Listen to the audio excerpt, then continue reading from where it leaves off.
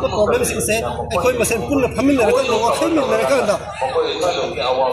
problem अदो solve तौरकांदा अखोई अपुनबा मणिपुर मा सागनना बहना मदा आइडिया ऑफ मणिपुर दा संशन खलोन से हेना मंगम सानमंगमगनी हाइबो खल लोंदो लेजे मरमदुना अखोई मसेन आइडिया ऑफ मणिपुर ना मंगोइनरका अखोई पुनः थबक तौमिनसी मतम चुपगी ओइना हाइबो खलोन से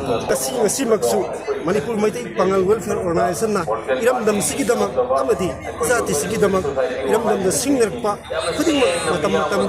लापा थबक थौर खुदिंग ता थेंगनगनी हाइबसे asi Manipur Meitei Pangal Welfare Organization President Oina Amadi Manipur Meitei Pangal Amadi Manipur Miam Punna Naminagani have Wapam say asi press media Kisina Hinda Tanzake Loina Makha Tabasu Kana Gumus singer Pumatanda Leva Kidama Zati Kidam Tadi Hawaii Pamudana Patago and left for the lady have a say asi media Kisina Matam Sida I have a people colons and Mawanda say Masina Kaidum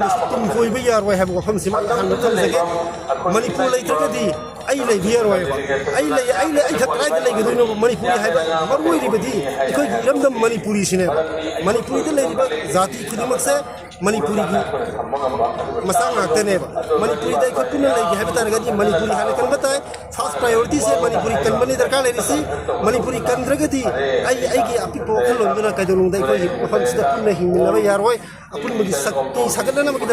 Masan Sinava, I have Okalon Tadok Rakanda,